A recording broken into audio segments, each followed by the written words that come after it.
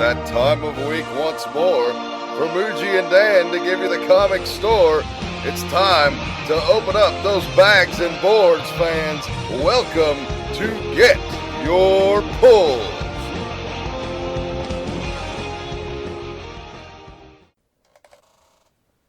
Welcome to Get Your Pulls. Numbers 98? 98, 99, 100, 101. Are we really going to number it that way? No, I guess not. We can do 98 and 99. I think that's fair. Even though it's not, we're going to try to get it all in within an hour, but it's going to be taxing. But we're going to try. Yeah, we'll save 100 for a celebration. Yes, so this is a double issue of sorts because we're cramming like a month's worth of comics into one episode. We literally have like 100 comics. We're not going to individually talk about them all, but there's so many. Yeah, we've been gone, but a lot's happened since we've been gone.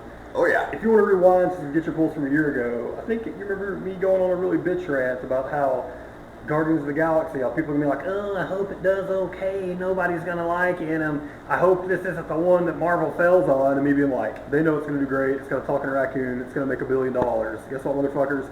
#1 movie of the year, more than Cap, more than X-Men. Still turning in bucks at the box office. 5th week in a row at #1. Set a record. Not even the Avengers was #1 for 5 weeks. I think it could be considered unequivocally Marvel's greatest success in the film side of things, just because. Yeah, because you knew Avengers was going to be great.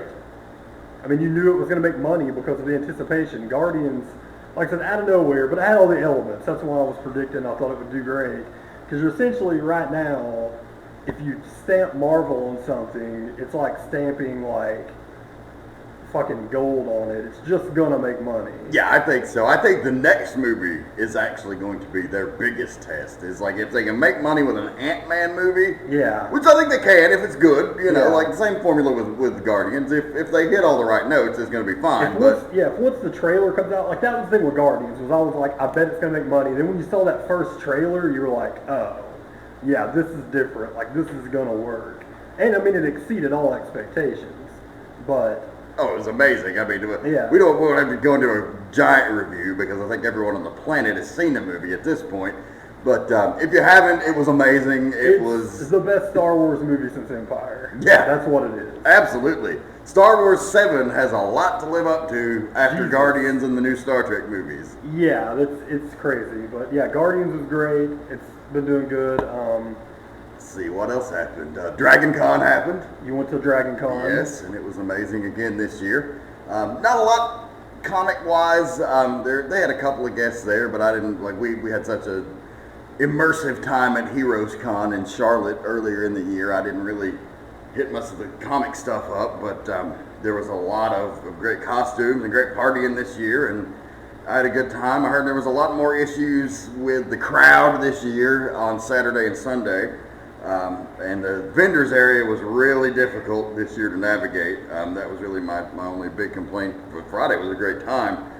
They do need to address the attendance sooner rather than later. I mean, it feels like they're going to have to expand or put a cap. I mean, I think that like most big cons like that are having those issues right now. I mean, everybody says San Diego's just not worth going to anymore. Like all these cons like around the country, they keep saying they're doubling in size, and over the last 5 years have doubled and tripled. So I mean, I wasn't there, but now that Dragon Con has like the cloud kind of lifted off of it, the only thing, even though it was already so busy, was holding it back was the one owner that really isn't a part of it, but was still getting paid off of it, that had some legal trouble, is out, and now all these people that said they would never come to Dragon Con will. Oh, this year, for example, and I missed it. It was only on Saturday, but James Gunn came on his own dime. Yeah. They did not pay him. He came on his own dime and signed autographs for 2 hours for anybody that could fit for free.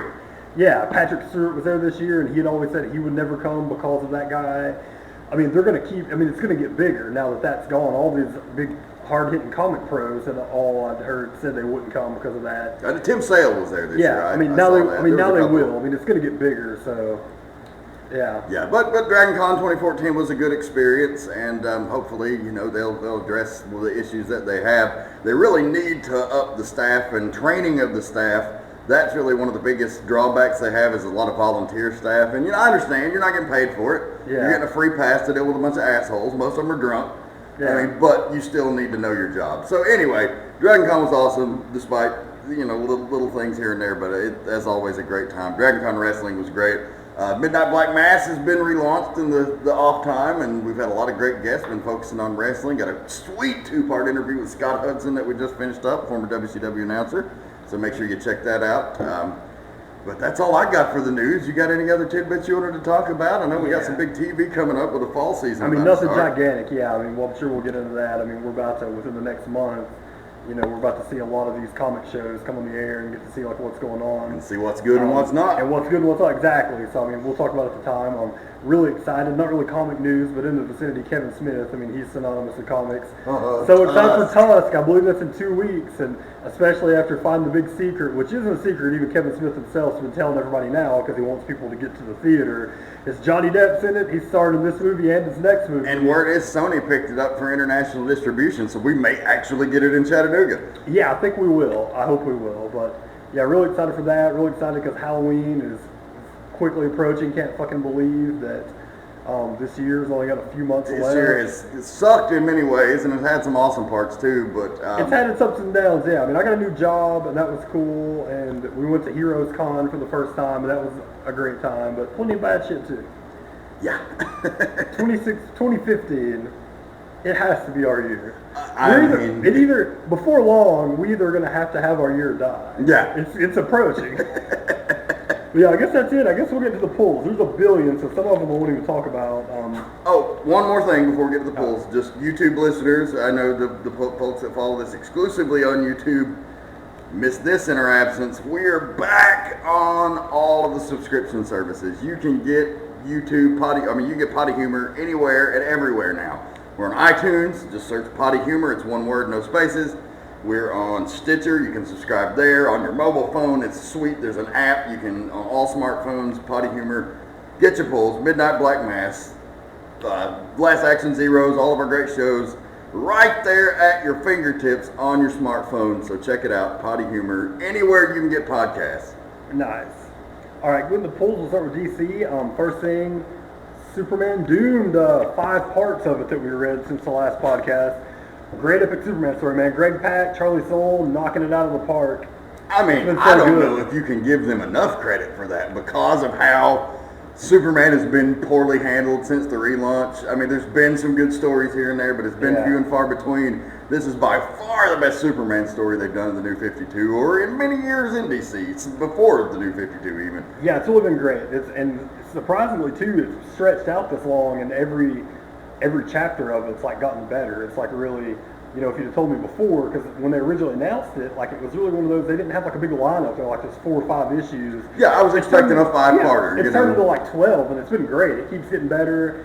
They've really, in between all the issues, they've really handled, I mean, Lois and Lana, all the supporting characters, really great. Wonder Woman, Lois and Lana, like all of this, you know, this love, it's not a love triangle, but you can see with the issues that he's having with Wonder Woman on and off during this whole fight, that like there's some room for some sparks with him and Lois, and they've kind of happened a little bit, but you know, he's still a Boy Scout, he's not doing nothing dirty, but you know, you can see they're laying the groundwork, so definitely check out the Superman Wonder Woman event Doomed that's going across all the Superman titles right now. Absolutely. And then we'll get to a nice little another Action Comics Futures End. Futures End #1. As we know, this month is Futures End month for DC, the new event this year, and it's not the allocations all that. I've been happy with Zero Year, with Villains Month, and so far so good for me on this too, for the most part. Action Comics. This one's actually written by Shelley Fish. Some of these, few and far in between this month on like which books actually have the like real creative teams, but this one I really liked. I mean, it's just your classic, like, it's 5 years in the future. I've seen stories like this before, but essentially Clark has decided he's too powerful and dangerous, and all the things that have happened in his past have caused him to try to like go off, and you know, he's trying to he's planting trees in the desert in Africa, basically, is what he's doing now. That's how he's trying to use his powers, and of course, you know, he's reminded of like, you know, kind of like why the world needs him. It's cool. I mean, these are essentially Elseworld stories. There's no way that they're going to stick exactly to what happens in these books, so... I wouldn't think so, unless they've just got, like, the long-term epic plan of plans, but DC's long-term planning is not really... It's not what Marvel's is, and even Marvel has to go in and change stuff that they announce, so maybe it's for the better. We'll talk about Aquaman before we get into the Batman stuff, just because it also had a Futures End tie-in, and that'll wrap those up. Aquaman, Jeff Parker's really hitting his stride right now in these last few issues, and I just have to say, you know, we're dealing with the conflict of Arthur and his people not really trusting him because of what he does for the humans, though he's doing his damnedest to do everything he can for the Atlanteans. And then so that's what's going on in the present time. You fast forward over to the Future's End, and we find out that that has gone south in every conceivable way, that the Atlanteans have abandoned Arthur completely, that Mira has taken over the throne, and that they have declared Arthur an enemy of the state, and the Atlanteans want him captured. So Arthur and Mira have split up. Arthur is now dating one of the others. Uh-oh. And he went back to one of his old loves? Yeah, and then you get to see the sparks fly at the very end with him and Mira. So very cool issue there, I thought. And I don't know, you know, if that's where they're going in 5 years, whew, that's some crazy shit to get to. But I'm really enjoying Jeff Parker's run on Aquaman. Nice. One I actually forgot, but I just remember off the bat. Green Arrow, man. Finished it up, the end of the Lemire Sorrentino saga. And issue 34 of it, liked a lot. And then they capped it off with Futures End. It's 5 years into the future, and it's essentially him training his, I guess his half-sister. You know, he found out that his dad had another kid on the island, and she's basically training to become Green Arrow in this future thing. And he's gone back to the island to be the leader of the Arrow tribe. You know, with the Outsiders, so, or whatever the fuck they're called. The Outsider, I guess that's it.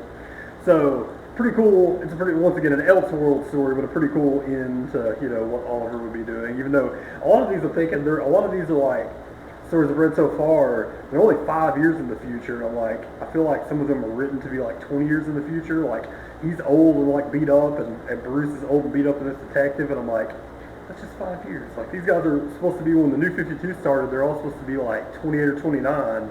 These are middle-aged guys. I know being superheroes beat you up, but still. They've apparently had a rough fucking 5 years. Yeah. Got Double Justice League, which continues to be awesome. Issue 32 and 33. Basically, we found out Luthor knows everyone's secrets, basically, in the Justice League. I mean, we already knew he knows that Bruce Wayne's Batman. He knows all sorts of shit.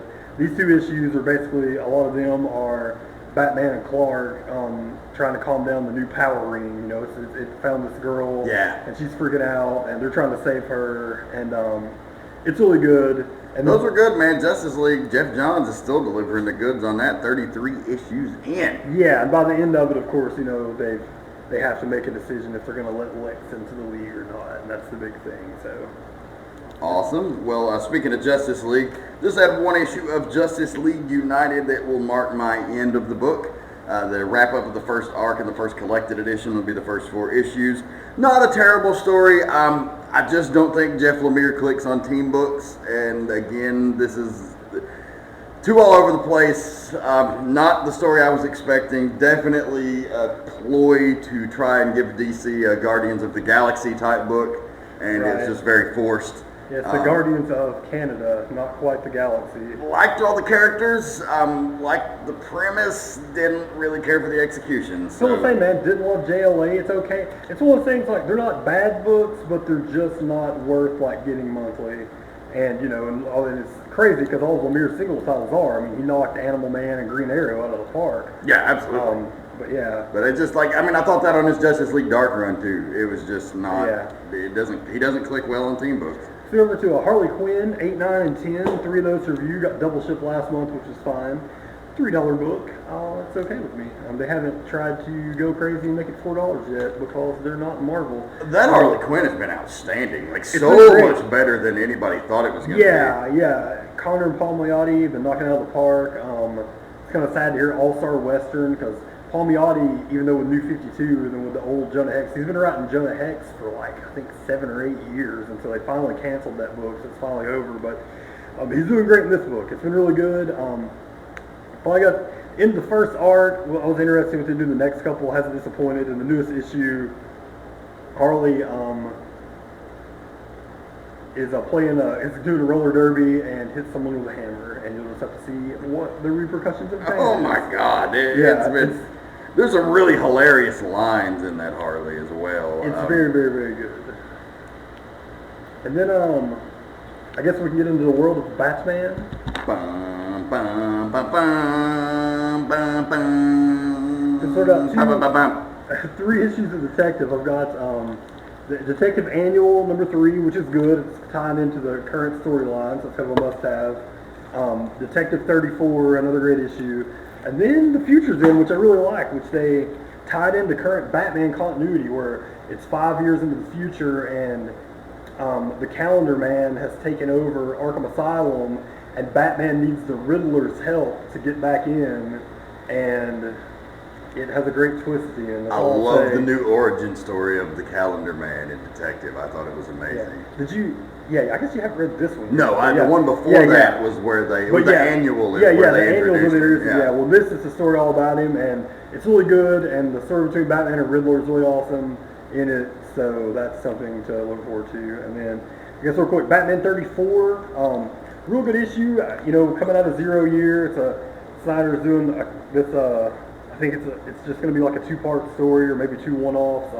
Co-written by Jerry Dugan, getting him into the Bat world. He's about to have his own book launched, and then the art is by Matteo Scalera, who of course does Black Science, so it looks great, it looks awesome. He's got his own style that totally, when you look at it, you're like, oh yeah, this guy does Black Science. Scalera did the Batman fill-in? Scalera did the 34, yeah. So yeah, that's awesome. They don't fuck around with Batman fill-in artists. You got to be somebody to get in there. But it was a great issue. It was a great one before the next month, or this month's Futures In book. But another really great issue, a little bit, I guess, to give Batman news, is Capullo basically said his contract is up with issue. His contract, I believe, is up with, he's got, I think it must be around 50, because I believe they said he's got at least, that means he has at least 16 more issues. So he's going to be somewhere around 51, 52, which he said that doesn't mean necessarily he's done on the book, but that's when his current contract ends, which means that's really far into the future. Whatever the date is, whether it's be 150 or 50, it's going to be sad when he's off, and if Snyder leaves too, that's going to be equally sad. But at this point, if they've already compiled one of my favorite Batman runs of all time. You can't think, they're going to have 50-something issues in of just month-to-month great work. So even if they end in the 50s, they've done their service, but I hope they don't. Yeah, I would be happy if they stayed on Batman until they retire. And I hope the whole team doesn't end. I hope we don't lose Capullo or Snyder, and I definitely hope we don't lose both of them. Absolutely. Well, speaking of Snyder, he's sort of the linchpin on this. He's kind of outlining the stories, and all of the various great Bat creators are pitching in. Batman Eternal, the weekly Batman title, has yet to disappoint me. Maybe 1 or 2 issues that were kind of but they've ended the first major arc where you see kind of Jason Bard's not what you thought he was. Yeah. And as we're moving into this new stuff, you've got like all of this stuff going on inside the prison with Gordon and the Falcone and fucking the Penguin. And all of a sudden you've got some real big dogs stuck in prison, and they're having to survive basically. And now, as they've gotten into this second arc, the first big bad we kind of figured out, and we've also kind of figured out now who is behind the Gordon thing, though they're still trying to get more motives and details on that, as far as, if you remember, where there was a giant subway accident that killed hundreds of people in Gotham, and Gordon was blamed. Of course, he was set up, but we're starting to find out who and why. And also, one of the great Scott Snyder villains from his run, one of the original creations from back before the relaunch, is now introduced as the new big bad. And I would say, I wouldn't want to spoil it for you, but you're going to get it spoiled when you look at the comic that it's in. So, but the gates of Gotham are back. The fucking architect is coming after Batman. So, yeah. If you haven't checked the Black Mirror or Gates of Gotham, you need to go back and read those old Scott Snyder stories, because there's a lot of stuff that ties into this Batman Eternal. And you didn't think they could do it on a weekly book. You thought surely it's going to be a sales ploy. It's just going to be a trick to get your money. No. I'm telling you, 22 weekly issues in, they have delivered the goods 98% of the time. Yeah, I mean, it might be the most amazing accomplishment for a book this year, the fact that it stayed that good for so long, with so many different people working on it. Yeah, because you could easily get burnt out on a weekly book. Easily. Oh, yeah. And the fact that I'm just giddy with excitement for it every week is such a testament to the greatness of this fucking book. Yeah, for sure. And then I only had a couple other DC titles. I have Secret Origins, which I'm going to be wrapping up after issue 5. I think we've hit all the major players of DC at this point. It's a pricey book. I'd probably keep it on if it was a $3 book, but at $5, I mean, it's quality. You're getting all the original creators who write the books, who write these characters, who are doing, you're getting the modern vision of them. But it's just, this most recent issue was Cyborg, Red Hood, and Mira. And it was good again, but I just can't keep dropping $5 on these. Yeah, I mean, I think that's the thing. I mean, they've run through most of the big ones and most of the ones. And the cool thing, I mean, they've done it with a lot of the creative teams that were on the books themselves too. So you've got that. But yeah, I mean, at a certain point, you're going to run out of characters that you can pay $5 to like read, even if it's even for a good book, man. I mean, there's a couple of books. I mean, even, just out of principle, if they start charging $5 for Batman, you'd have to really think about. So any book's really hard to keep going for that long. But yeah, I mean, it's been really good. Yeah, quality book though. I mean, they ought to release some sort of magnificent trade, like probably an omnibus when it's all said and done, or that would be nice. Extended, like deluxe hardcover or something, because it's going to be pretty big. Yeah, absolutely. But it would be nice to have that collected with just all these sweet origin stories. That would be cool. Good book. If you want to drop $5, get it. But if you're like me and that's a little on the pricey side, I would avoid it. The only other DC book I had was Smallville. It's continuing its greatness, and if you love the show, you'll still love it. And boy, they're doing some more good stuff. Now they've introduced the magic characters, and that's what this whole in the annual they introduced Constantine into the Smallville world, and Zatanna reappeared, and we got It's one of my favorite couple Smallville episodes was when she showed up. Don't know what happened to that lady. She was really hot. Sorry if it bothers you that I think a woman's hot, podcast listeners. well, we're blowing through these at a rate quicker than expected, so there could be a rant still to come. Yeah, no promises, but it could happen. But yeah, it's only one issue into this new arc of season 11, but it continues, and we're going to learn a little more about the magic characters in Smallville, so that's always good. And that does it for DC. All right, I guess we can move on to Marvel. Got a few of these. Got Moon Knight number 6, man. I went and dropped it just because it just couldn't. There's no way they could keep up this good. I mean, this was magnificent, man. Another great issue. This is one, man. I mean, this is a 6-issue run, but I mean, if Ward Ellis and Declan Shalvey were going to stay on it with Jordi Belair, I would get this book forever. But unfortunately, they left, so I left. But luckily they announced they're doing an image book together, the whole team, so that's another one that I'll probably say I won't get, but get, and then keep getting until I die. But just so good, man. I mean, they made a Moon Knight movie. If they want Moon Knight to be in a phase of movies coming up, they wrote the movie in these 6 issues. It was just took a character who was a little generic superhero. I mean, he was kind of bizarre, but just look, it was like, if you knew about Moon Knight, you knew that he could be great, but if you didn't really know about him, then he's just some weird generic Marvel character. They took in this book and made him the most unique they've ever made him. They did, I mean, you still get the cape and the hood a little bit, but mainly he's wearing a suit and he's got this really cool look. And written great, but man, the story that Declan Shalvey tells with the action, just the art in the book, when Moon Knight's actually has some action, man, I mean, it's just like a really great action movie. It's so good. Absolutely. So I guess next Daredevil number 7. Another good issue. I mean, Daredevil has stayed consistently really, really good. Mark Waid on it. Javier Rodriguez did the art. Chris Samney has moved on, which is kind of a bummer, but Rodriguez also still a really good artist. So just like another great little one-off issue of Daredevil. Awesome. Well, let's talk chopping block, Muji. Because there's a couple that are on it in the Marvel Universe.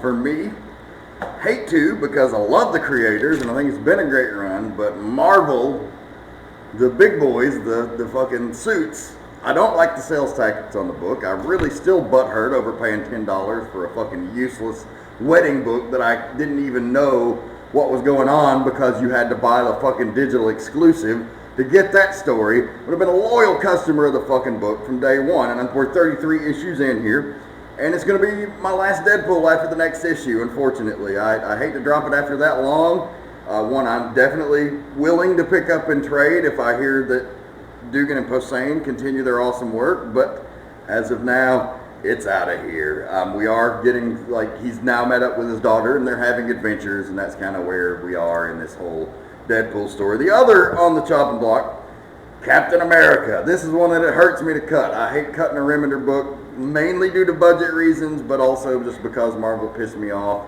with their marketing. I'm really actually very excited to see what the Falcon does as Cap, and I'm invested in the story, but it's getting dropped for now, and will be picked back up in trade as it continues. I'll keep getting the trades, but I'm just not going to keep supporting Marvel's fucking punishment of its monthly pull list customers. Speaking of punishment, you dropped Deadpool just in time. I saw randomly because I get Deadpool for a friend of ours. On top of it, it's one of the only books he gets. Another little $5 issue next month. Just sneaking one in. Yeah, that's the last one I'm getting too. Yeah. It's just funny, but so fuck them. $5. That's the last $5 fucking dollars you'll get from me. Yeah.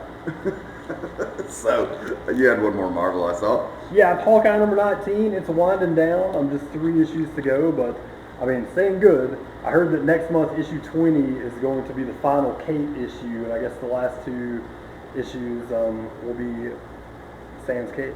So it's gonna be sad to see that book go. It's gonna be sad, man. But as Matt Fraction slowly, obviously exits Marvel, it seems like this is just the end of his run. To continue his amazing image work, man. Oh yeah, Sex Criminals is one of the best books ever. My final Marvel books will go to the X universe, which is really my bread and butter for Marvel. I'm a diehard X-Men fan. If you don't listen to the show regularly, if you do, you'll know that.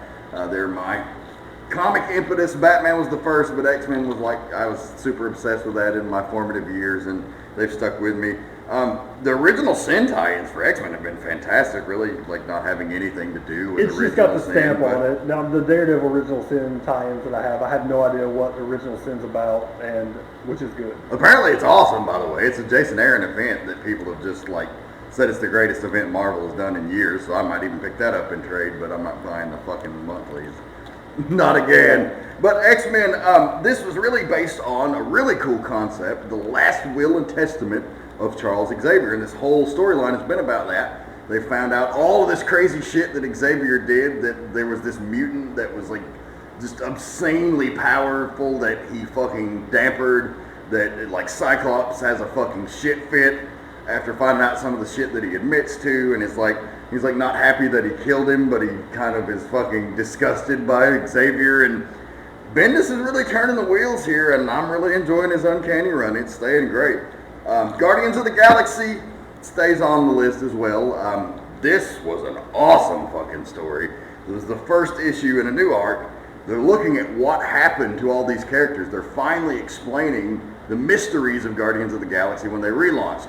How did Peter Quill die and come back to life? How did Richard Rider, Nova, die and not come back? But how did Thanos come back to life? Dude, speaking of Guardians, I heard they're doubling up. They're trying to cash in this movie. They're bringing back the original Guardians of the Galaxy, and then Dan Abnett's going to be writing it again. Yeah, so I there's going to saw be a competing Guardians book. I saw that. Which, whatever. To cash in if they want. I'm not going to buy it, but as long as Bendis keeps kicking ass on his versions of the Guardians, I'm with it.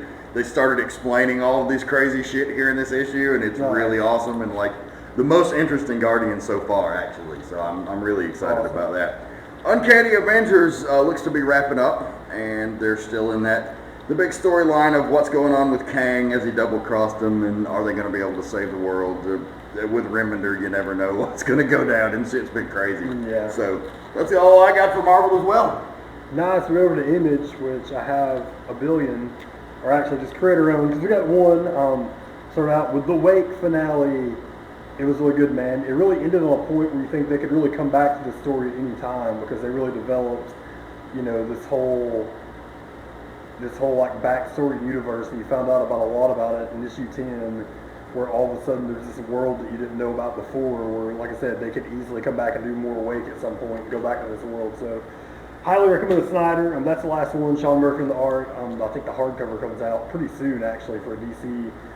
Since this just ended, I think the hardcover's in the next 2 or 3 months, which is way quicker than DC normally does it. So yeah, I would recommend that. Revival number 23, still reviving in New York. Another great issue. If you remember, the last issue ended with a group of rich people had ordered a reviver to eat, or a man who'd been revived was going to eat this issue. You see the fucking consequences of them eating that. I love that book so much. It's so great. Have you read this one? I don't think so. I think this is what I got this week. Yeah, I don't think so.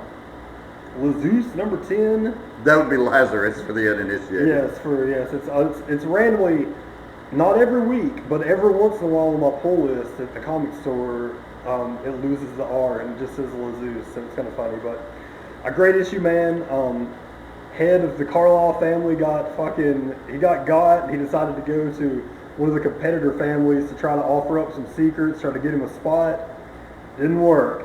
He gets fucked up, so it's a great issue. A post-apocalyptic epic by Greg Rucka and is it Michael Lark is his name? Michael Lark, yeah.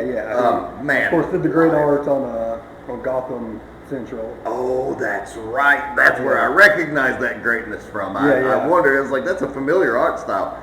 Dude, that book, it's kind of like telling a story of, maybe where the country's headed, actually. Like, what happens when all the money is controlled within a small portion of the population, and when shit really hits the fan. What happens when the rich people stop playing around and they're just like, no, we're going to do what we want now. Mm-hmm. Yeah, it's really good. Sex Criminals number 7. Is that the most recent one I've read, I believe, right? I believe so. Maybe. Yeah, I don't think this is my stack today, so I think you've read it. Let me see the cover. Yeah. Yeah, another great issue. It was a new one. This is the one where she tells her friend about Come World. Yes. Yeah, or The Quiet, as she calls it, but Come World as it should be known. And where, I read so many fucking indie comics, it's hard to keep the characters' names straight. What is the male lead's name in that? I can't remember the names of anyone. At the fucking end, when he goes to the cum police's house, and he breaks in, and fucking they catch him. Oh my God. John, yeah. And Susie are the I remembered Susie without a problem. That's a more unique name, but it's so hilarious. It's as funny as any raunchy R-rated comedy, like Judd Apatow or what the fuck ever, that's been in the theaters. Dude, if you like fucking raunchy comedy, it stays consistently great. And two great guys. Like, we had such a great time visiting with them at Heroes Con. They really deserve your support. Black Science 6 and 7 stayed really good. Great Remender book. Once again, that's a Remender book, so you really can't predict where it's going to go. No, it's very Fear Agent-y. It is. It's very much so. So much so I've read Fear Agent so recently that I sometimes try to have to make sure I get the characters. Even though really in Fear Agent you shouldn't, because it's really just about a really smaller cast, I would say, overall than Black Science is. But I still have to sometimes, just sit back and be like, wait a minute, who's this about? No complaints, because Fear Agent was one of the greatest things I ever read. Yeah. So, if we're going along the lines of that, you can't go wrong. Issue 5 and 6 of Nailbiter, which stays great. Big twist issues 4 and 5. Big twist in issue number 5 on this. You get to find out a lot more about who might possibly be the new killer in town. So that's I don't know that I've read the newest one. I don't think you have. I Yeah. think that was a brand new one. I think the same thing with Outcast. Maybe you've read one but not the other. Issue number 2 and 3 of Outcast. Kirkman doing his thing. Really good.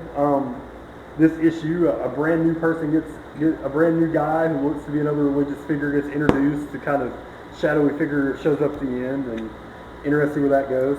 Cal 3 and 4, man. This is the one after the first issue. I was like, it's beautiful, but I don't know about the story. We'll see. Nah, it's real good. 3 was really interesting. I haven't read 4 yet either, but 4 was also great. It's really like a bunch of small things going on, but then you're really interested behind the scenes, the big picture of like what's going to happen with the Cal organization.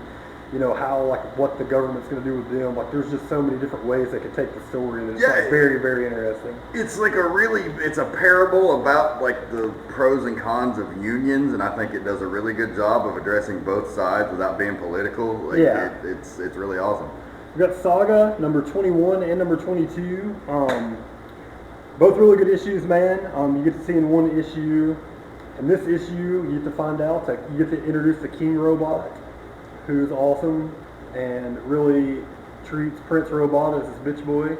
So you get to read that, and you also get to find out, it looks like the real preview of the first giant blowout between Marco and Alana, because he kind of catches on to the fact that she's been doing drugs, and he's like, I just want you to know I know. And she's like, well, I just want you to know that I know you've been fucking the nanny, and it's like, or the girl that's been coming in and teaching or whatever. And it's he hadn't fucked her as of the last issue. It would only come very close. I think it's just been implied. I don't think they haven't shown that happen, but I think it's implied. And so, the issue ends where she's like, get the fuck out of my house. So it'll be very interesting to see what happens in that. And I really, really appreciate Brian K. Vaughan's obviously love of wrestling with all the references on that little show. Oh yeah, one of the ladies' name is Kayfabe, but I thought so fucking huge for that. It's great.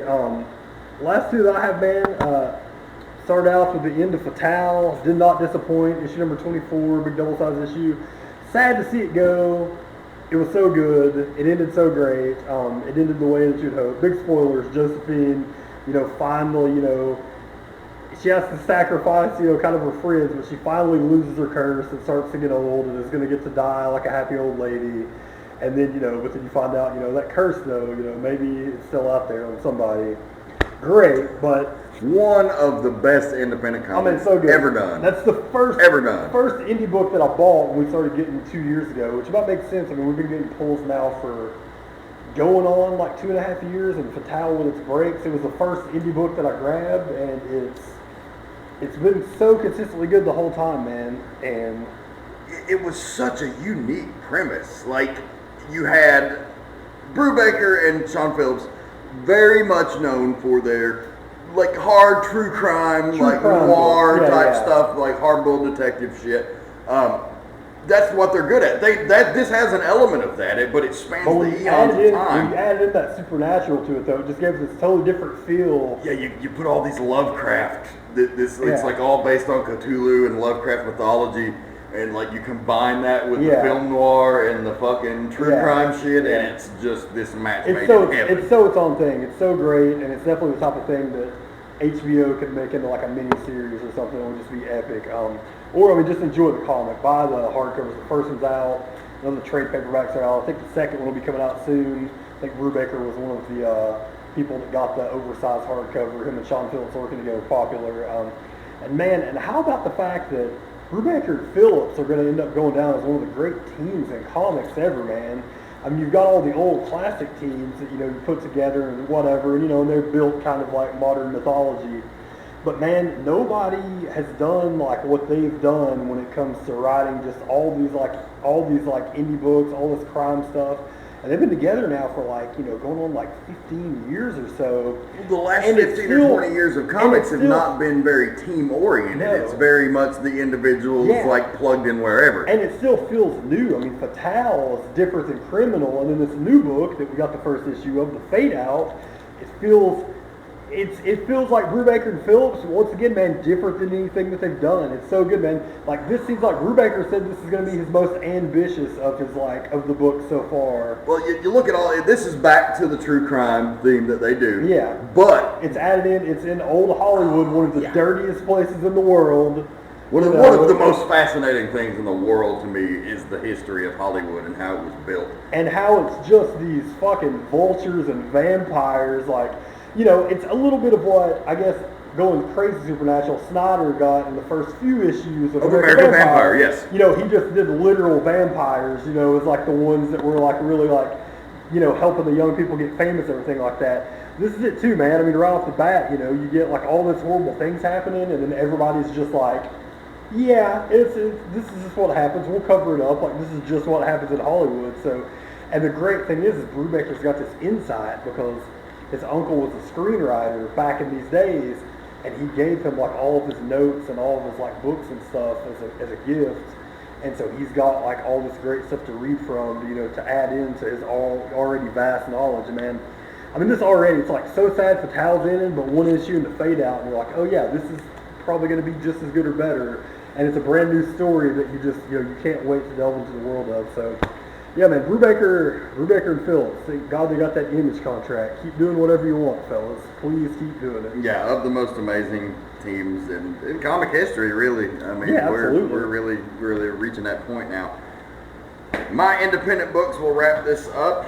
Just briefly want to touch on what's been going on with Sons of Anarchy. Man, this book has hit its stride like a motherfucker going into the final season, premiering next week. Fuck, man. It's like most of the issues before have been tied into in between seasons or pivotal moments of the show, and this is like the first angle they did that was just, it kind of takes place completely in between seasons, so it's not really tied to anything. Amazing shit. Walking Dead, you read this one, issue 130, continues to be awesome, continues to throw the swerves. You thought the new people were going to help out Negan? No, sir. Didn't happen. But the real big note in this one is they've introduced a new element, and now it could be just delusion. We've seen a lot of that, a lot of insanity prevailing in the post-apocalyptic zombie world, both on the TV show and in the book. But in this issue in particular, one of the returning members, Marco, who had been out on an expedition and really got fucked up, his partner got fucked up really bad, he comes back, and the last panel of the book is, the dead were speaking. What? Yes, exactly. So a new wrinkle. Yeah, were they, or was it just him going crazy? Like, well, clearly we know that Lori wasn't on the phone when Rick was talking to her, you know, so it could be his delusions, but what if it's another twist, you know? And then crazily, in a week where we had 5 weeks of the pulls, which included the end of a couple of like really great books and a lot of Batman and Saga and all of the normal greats, a book that we just got this week gets pick of the week, and deservedly so. Pick of the month, Southern Bastards #4. If you had any doubts after the first 3 issues that this was going to be something historical and special and maybe an all-time great comic, I think #4 cemented it, as they really took the Game of Thrones approach in this issue as far as hooking you in. Yeah, they really pulled a crazy one on you. Like I said, it seemed, you said you read the letter, so it's definite. You really saw, you've seen like, I mean, I guess half spoilers. The whole time, you know, you had this old guy came back and he's got the walking tall. Earl Tubbs, he's got his beating stick, he shows up, you know, he doesn't like the way his town is, he got away from it, ran from it his whole life, now he's back, he's going to change things.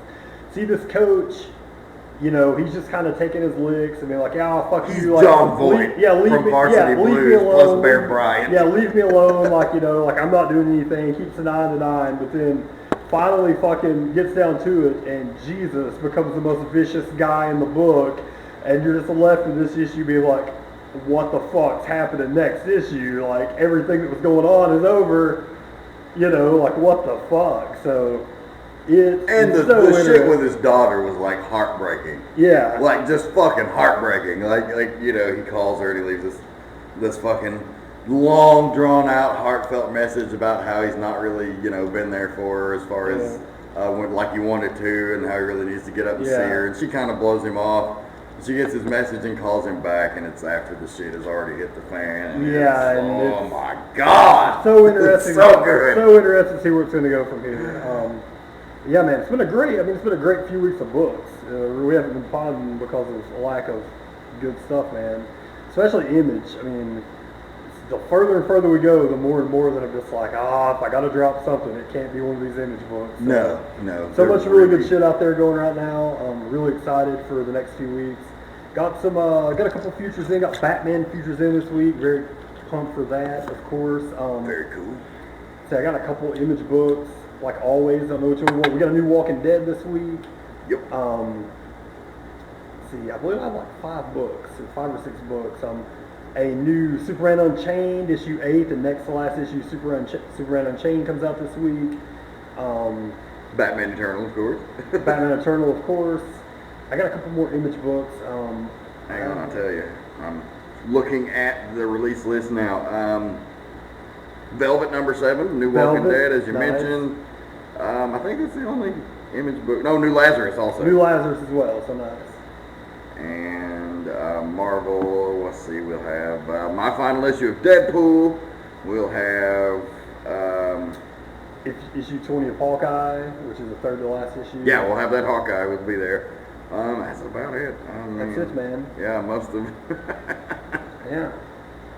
Most of my Marvel books are hitting the chopping block, unfortunately. But Yeah. It bees that way sometimes. I know, man. Your books are hitting the chopping block, but all that means is they're going to be on the shelf. So somebody should go out there and get them.